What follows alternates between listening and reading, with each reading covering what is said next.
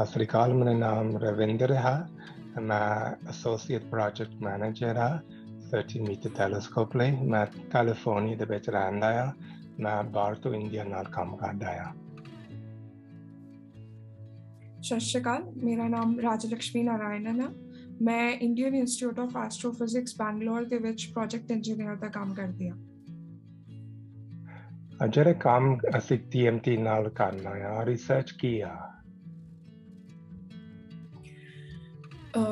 TMT यानी कि 30 metre telescope ਇੱਕ ਬਹੁਤ ਹੀ ਵੱਡਾ ਸ਼ਾਨਦਾਰ ਕਿਸਮ ਦਾ ਟੈਲੀਸਕੋਪ ਹੈ ਜਿਹੜਾ ਆਪਣੀ ਮਾਨਵ ਜਾਤੀ ਦੇ ਭਵਿੱਖ ਦੇ ਵਿੱਚ ਸਪੇਸ ਦੇ ਭੀਤਰ ਦੇਖਣ ਦਾ ਮੌਕਾ ਦੇਊਗਾ।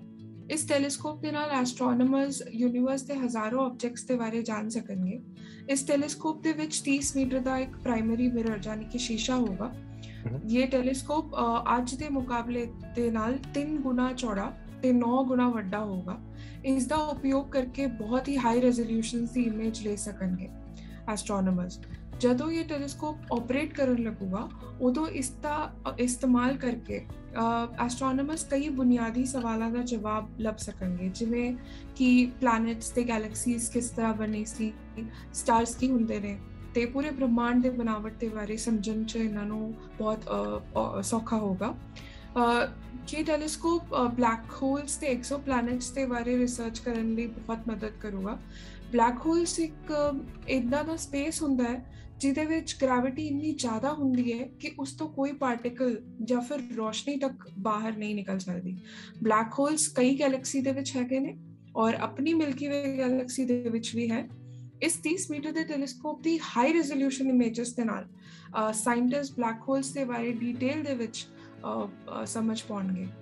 ਇਸੇ ਤਰ੍ਹਾਂ ਐਕਸੋਪਲੈਨਟਸ ਦੀ ਰਿਸਰਚ ਦੇ ਵਿੱਚ ਵੀ 30 ਮੀਟਰ ਟੈਲੀਸਕੋਪ ਬਹੁਤ ਮਦਦ ਕਰੂਗਾ। ਐਕਸੋਪਲੈਨਟਸ ਕੀ ਹੁੰਦੇ ਨੇ? ਇਹ ਪਲੈਨਟਸ ਵੀ ਕਈ ਵਾਰ ਧਰਤੀ ਵਾਂਗੂ ਦਿਸਦੇ ਨੇ ਜਾਂ ਫਿਰ ਹੋਰ ਪਲੈਨਟਸ ਵਾਂਗੂ ਦਿਸਦੇ ਨੇ। ਇਹਨਾਂ ਦੇ ਬਾਰੇ ਪੜ੍ਹ ਕੇ ਸਾਇੰਟਿਸਟ ਆਪਣੀ ਧਰਤੀ ਦੇ ਬਾਰੇ ਹੋਰ ਸਮਝ ਸਕਦੇ ਨੇ ਤੇ ਇਹਨਾਂ ਦੇ ਬਾਰੇ ਜਾਣ ਕੇ ਇਹ ਵੀ ਪਤਾ ਕਰ ਸਕਦੇ ਨੇ ਵੀ ਜਿਵੇਂ ਇਹਦੇ ਵਿੱਚ ਜੀਵਨ ਪੋਸੀਬਲ ਮੁਮਕਿਨ ਹੈ ਜਾਂ ਨਹੀਂ। ਤੇ ਇਹਦਾ ਪ੍ਰਯੋਗ ਕਰਕੇ ਐਸਟਰੋਨੋਮਰਸ 30 ਮੀਟਰ ਦੇ ਟੈਲੀਸਕੋਪ ਦੇ ਨਾਲ ਹੋਰ ਵੀ ਐਕਸੋਪਲੈਨਟਸ ਦੇ ਬਾਰੇ ਰਿਸਰਚ ਕਰਕੇ ਇਹਨਾਂ ਨੂੰ ਸਮਝ ਸਕਦੇ ਨੇ ਔਰ ਫਿਊਚਰ ਦੇ ਵਿੱਚ ਇਸ ਪਲੈਨਟਸ ਦੇ ਵਿੱਚ ਕਿਆ ਪੋਸੀਬਲ ਹੈ ਕਿ ਜੀਵਨ ਮੁਮਕਿਨ ਹੈ ਜਾਂ ਨਹੀਂ, ਇਹ ਸਭ ਦੀ ਜਾਣਕਾਰੀ ਵੀ ਪਾ ਸਕਦੇ ਨੇ। ਅਬਜ਼ਰਵੇਟਰੀ ਸੌਫਟਵੇਅਰ ਇਹਦੇ ਨਾਲ ਅਸੀਂ ਕੀ ਕਰਨਾ ਆ? ਤੁਹਾਡਾ ਕੰਮ ਕੀ ਆ? ਆਬਜ਼ਰਵੇਟਰੀ ਸੌਫਟਵੇਅਰ ਇੱਕ ਇਹੋ ਜਿਹਾ ਸੌਫਟਵੇਅਰ ਹੈ ਜਿਹੜਾ ਟੈਲੀਸਕੋਪ ਦੇ ਸਾਰੇ ਭਾਗ ਦੇ ਕੰਮ ਕਰਨ ਲਈ ਮਦਦ ਕਰੂਗਾ। ਇਸ ਦੇ ਕਈ ਮੋਡਿਊਲਸ ਨੇ ਜਿਹੜੇ ਟੈਲੀਸਕੋਪ ਦੇ ਮਿਰਰ ਤੇ ਟੈਲੀਸਕੋਪ ਦੀ ਟੌਪ ਕਵਰ यानी कि ਟੈਲੀਸਕੋਪ ਦਾ ਡੋਮ ਔਰ ਇਸ ਦੇ ਕਈ ਇੰਸਟਰੂਮੈਂਟਸ ਨੂੰ ਇਹ ਸੌਫਟਵੇਅਰ ਕੰਟਰੋਲ ਤੇ ਮੈਨੇਜ ਕਰੂਗਾ। ਇੰਡੀਆ ਇਸ ਸੌਫਟਵੇਅਰ ਦੇ ਡਿਵੈਲਪਮੈਂਟ ਦੇ ਵਿੱਚ ਬਹੁਤ ਮਹੱਤਵਪੂਰਨ ਕੰਮ ਕਰਦਾ ਪਿਆ ਹੈ। Department of science and technology ਔਰ department of atomic energy the funding ਨਾਲ ਇਸ ਸੌਫਟਵੇਅਰ ਦੀ ਮੋਡਿਊਲ ਵਾਈਜ਼ ਡਿਲੀਵਰੀ ਕਰਨ ਦੀ ਜ਼ਿੰਮੇਵਾਰੀ ਇੰਡੀਅਨ ਇੰਸਟੀਚਿਊਟ ਆਫ ਐਸਟਰੋਫਿਜ਼ਿਕਸ ਦੀ ਹੈ। IIAP ਥੌਟਵਰਕਸ ਪ੍ਰਾਈਵੇਟ ਲਿਮਿਟਡ ਦੇ ਨਾਲ ਵਰਕ ਕਰਕੇ ਇਸ ਸੌਫਟਵੇਅਰ ਦੀ ਮੋਡਿਊਲਸ ਦੀ ਡਿਲੀਵਰੀ ਕਰਦਾ ਪਿਆ ਹੈ ਤੇ ਮੈਂ ਆਬਜ਼ਰਵੇਟਰੀ ਸੌਫਟਵੇਅਰ ਦੀ ਟੈਕਨੀਕਲ ਕੁਆਲਿਟੀ ਅਸ਼ੋਰੈਂਸ ਦੀ ਇੰਜੀਨੀਅਰ ਹਾਂ। ਮੈਂ ਇਸ ਪ੍ਰੋਜੈਕਟ ਦੀ ਟੈਕਨੀਕਲ ਪ੍ਰੋਗਰੈਸ ਦੀ ਟਰੈਕ ਰੱਖਦੀ ਹਾਂ ਤੇ ਪ੍ਰੋਜੈਕਟ ਆਫਿਸ ਔਰ ਥੌਟਵਰਕਸ ਔਰ ਇੰਡੀਆ TMT ਦੀ ਵੀਕਲੀ ਮੀਟਿੰਗਸ 'ਚ ਭਾਗ ਲੈ ਕੇ ਇਹਦੇ ਨਾਲ ਆਪਾਂ ਵਧੀਆ ਸੌਫਟਵੇਅਰ ਡਿਲੀਵਰ ਕਰਨ ਦੀ ਜ਼ਿੰਮੇਵਾਰੀ ਮੇਰੇ 'ਤੇ ਹੈ ਔਰ ਮੈਂ ਹੋਰ ਸਬ ਸਿਸਟਮਸ ਜਿਹੜੇ ਇੰਡੀਆ TMT ਦੇ ਵਿੱਚ ਹੈ ਉਹਨਾਂ ਨਾਲ ਵੀ ਮਿਲ ਕਰ ਉਹਨਾਂ ਨੂੰ ਆਬਜ਼ਰਵੇਟਰੀ ਸੌਫਟਵੇਅਰ ਦੇ ਬਾਰੇ ਸਮਝਾਉਣ ਦਾ ਕੰਮ ਕਰਦੀ ਹਾਂ। ਬਾਕੀ ਇੰਡੀਆ TMT ਦੇ ਜਿੰਨੇ ਵੀ ਸੌਫਟਵੇਅਰ ਦੇ ਰਿਲੇਟਡ ਛੋਟੇ ਮੋਟੇ ਕੰਮ ਹੈ ਉਹ ਵੀ ਮੈਂ ਕਰਦੀ ਹਾਂ ਔਰ ਫਿਊਚਰ ਦੇ ਵਿੱਚ ਮੈਨੂੰ ਇਸ ਦੇ ਵਿੱਚ ਇੱਕ ਛੋਟਾ ਜਿਹਾ ਸੌਫਟਵੇਅਰ ਪ੍ਰੋਟੋਟਾਈਪ ਬਣਾਉਣ ਦੀ ਇੱਕ ਚਾਹ ਹੈ। ਮੈਂ ਆਪਣੀ ਸਕੂਲਿੰਗ ਦਿੱਲੀ 'ਚ ਕੀਤੀ ਹੈ। ਮੇਰਾ ਜਨਮ ਚੇਨਈ ਤਮਿਲਨਾਡੂ 'ਚ ਹੋਇਆ ਸੀ। ਮੈਂ ਸਕੂਲਿੰਗ ਦਿੱਲੀ 'ਚ ਕੀਤੀ, ਫਿਰ ਮੈਂ BTech ਜਿਹੜਾ ਇਨਫੋਰਮੇਸ਼ਨ ਟੈਕਨੋਲੋਜੀ ਦੇ ਵਿੱਚ ਕੀਤਾ। ਮੋਹਾਲੀ 'ਚ ਇੱਕ ਕਾਲਜ ਹੈ ਉਹਦੇ ਵਿੱਚ ਮੈਂ ਜੁਆਇਨ ਕੀਤਾ। ਇਹ ਪੰਜਾਬ ਟੈਕਨੀਕਲ ਯੂਨੀਵਰਸਿਟੀ ਦੇ ਅੰਡਰ ਆ। ਬਸ ਇੱਥੇ ਮੈਂ ਥੋੜ੍ਹੀ ਬਹੁਤ ਪੰਜਾਬੀ ਸਿੱਖ ਲਈ ਜਦਕਿ ਮੇਰੀ ਮਦਰ ਟੰਗ ਤਮਿਲ ਆ ਬਟ ਮੈਨੂੰ ਪੰਜਾਬੀ ਸਿੱਖਣ 'ਚ ਬਹੁਤ ਇੰਟਰਸਟ ਸੀਗਾ। ਫਿਰ ਮੈਂ ਦਿੱਲੀ ਦੇ ਨੈਸ਼ਨਲ ਇਨਫੋਰਮੈਟਿਕਸ ਸੈਂਟਰ 'ਚ ਪ੍ਰੋਗਰਾਮਰ ਦੀ ਨੌਕਰੀ ਕੀਤੀ 1 ਸਾਲ ਤੋਂ ਉੱਪਰ।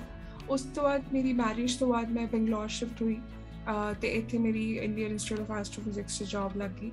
ਬਸ ਉਸ ਤੋਂ ਬਾਅਦ ਮੈਂ ਇੱਥੇ 5 ਸਾਲ ਹੋ ਗਏ ਨੇ ਮੈਂ ਇੱਥੇ ਕੰਮ ਕਰਦੀ ਪਈ ਹਾਂ। ਜਿਹੜੇ ਛੋਟੇ ਨਿਆਣੇ ਆ ਉਹ ਜਿਹੜੇ ਪੜ੍ਹਨਾ ਆ ਮੈਥਮੈਟਿਕਸ ਇੰਜੀਨੀਅਰਿੰਗ ਪੜ੍ਹਨਾ ਆ ਸਾਇੰਸ ਕਰਨਾ ਉਹਨੂੰ ਤੁਸੀਂ ਕੀ ਕਹਾਂਗੇ ਜਿਹੜਾ ਕਰੀਅਰ ਸੋਚਦੇ ਆ ਉਹਨੇ ਤੁਸੀਂ ਕੀ ਕਹਾਂਗੇ ਉਹਨੇ?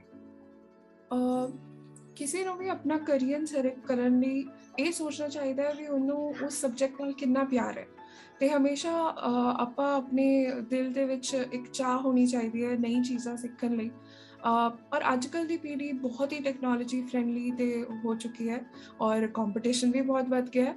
ਬਟ ਜੇ ਬੱਚੇ ਇੱਕ ਗੱਲ ਯਾਦ ਰੱਖਣ ਕਿ ਵੱਡਾ ਸੁਪਨਾ ਦੇਖਣਾ ਚਾਹੀਦਾ, ਜਿਸ ਕਰੀਅਰ ਲਾਈਨ ਦੇ ਵਿੱਚ ਇੰਟਰਸਟ ਹੈ ਉਸ ਦੇ ਵਿੱਚ ਫੋਕਸ ਕਰਕੇ ਆਪਣੀ ਡ੍ਰੀਮਸ ਨੂੰ ਪੂਰਾ ਕਰਨ ਲਈ ਪੂਰੀ ਮਿਹਨਤ ਕਰਨੀ ਚਾਹੀਦੀ ਹੈ। ਔਰ ਸਾਇੰਸ ਐਂਡ ਟੈਕਨੋਲੋਜੀ ਇਹਨਾਂ ਸਟਰੀਮਸ 'ਚ ਕਰੀਅਰ ਬਣਾਉਣ ਨਾਲ ਤੁਸੀਂ ਆਪਣਾ ਹੀ ਨਹੀਂ ਆਪਣੇ ਆਉਣੇ ਵਾਲੀ ਪੀੜ੍ਹੀ ਦੇ ਲਈ ਵੀ ਬਹੁਤ ਕੁਝ ਕਰ ਜਾਂਦੇ ਹੋ। ਤੇ ਇੰਡੀਆ ਦੇ ਵਿੱਚ science and technology the field 'ਚ ਬਹੁਤ ਸਪੋਰਟ ਦਿया ਜਾ ਰਿਹਾ ਹੈ ਔਰ ਹਮਾਰੇ देश ਦੇ कितने ਸਾਇੰਟਿਸਟ ਤੇ ਇੰਜੀਨੀਅਰ ਅੱਜ ਬਹੁਤ ਹੀ ਮਹੱਤਵਪੂਰਨ ਪ੍ਰੋਜੈਕਟਸ ਆਪਣੀ ਜਗ੍ਹਾ ਬਣਾ ਚੁੱਕੇ ਹਨ। ਮੈਨੂੰ ਪੂਰਾ ਯਕੀਨ ਹੈ ਕਿ ਭਵਿੱਖ ਦੇ ਵਿੱਚ ਇੰਡੀਆ ਦੇ ਬੱਚੇ ਉਹਨਾਂ ਦੇ ਦੇਸ਼ ਦਾ ਨਾਮ ਰੋਸ਼ਨ ਕਰਨਗੇ।